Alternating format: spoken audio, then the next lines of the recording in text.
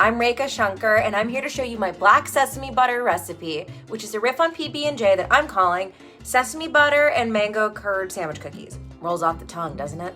I chose this recipe because I ate PB&Js every day from 1st grade till 12th grade. One thing I always liked was the peanut butter. Peanut butter has long stood at the top of the charts of my favorite foods. And when I moved to New York City for college, I discovered that there were other things that evoke that nutty, fatty taste out there. Almond butter, Frangipan, black sesame ice cream from Sundays and Cones.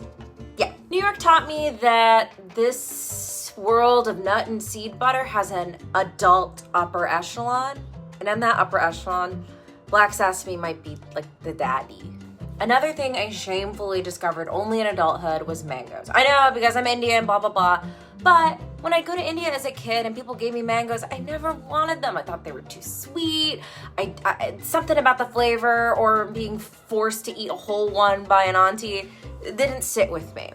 But then when I moved to New York, I tried it again. It was like, wait a minute, I'm insane. Mangoes are a top 3 fruit, for sure. They might even be the top 1, meaning they're number 1. So, this cookie is my ode to embracing the things I love and the things I learned to love. The base flavors in this cookie are really comforting to me, and I hope they are to you too.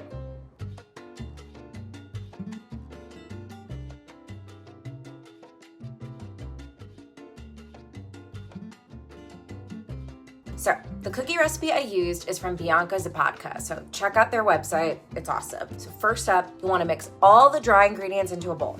Then you'll wanna add your vegan butter and water and knead it all together. Then you'll divide the dough into 2 balls or discs, wrap each in plastic wrap, put it in the fridge for like an hour. Then you can start making the mango curd, a recipe I got from Domestic Goddess, another great website, check it out.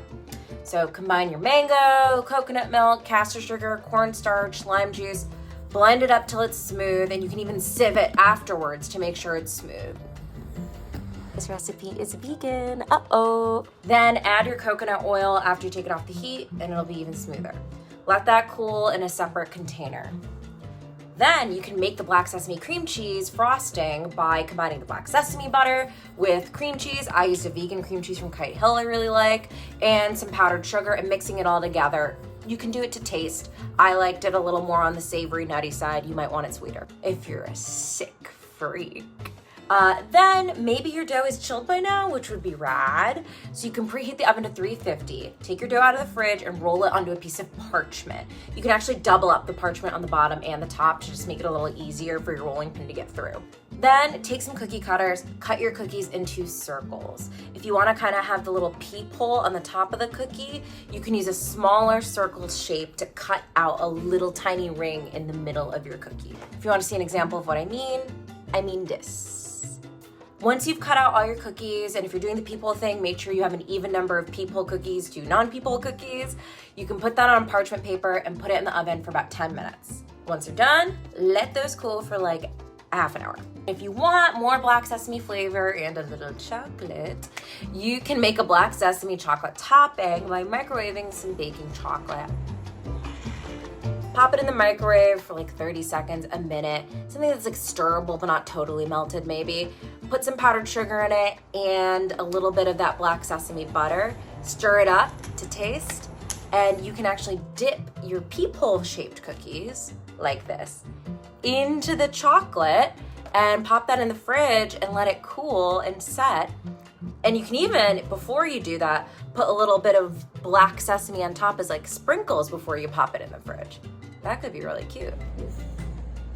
And then once those are all cool, you can start assembling your sandwiches. You do the regular cookie on the bottom, your black sesame frosting, your mango curd on top, and then your peephole cookie.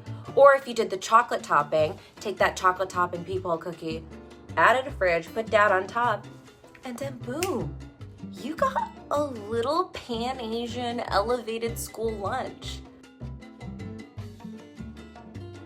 Okay, so I've had many a Rekha Shankar treat, so here we go. Let's see.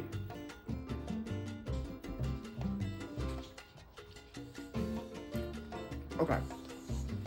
Instantly get the sesame. Like, right up point. Curd.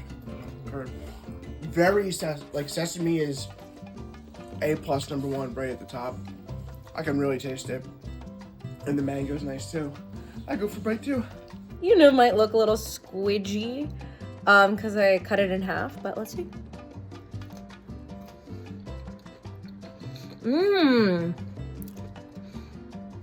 It's really like toasty and black sesame forward, which I love.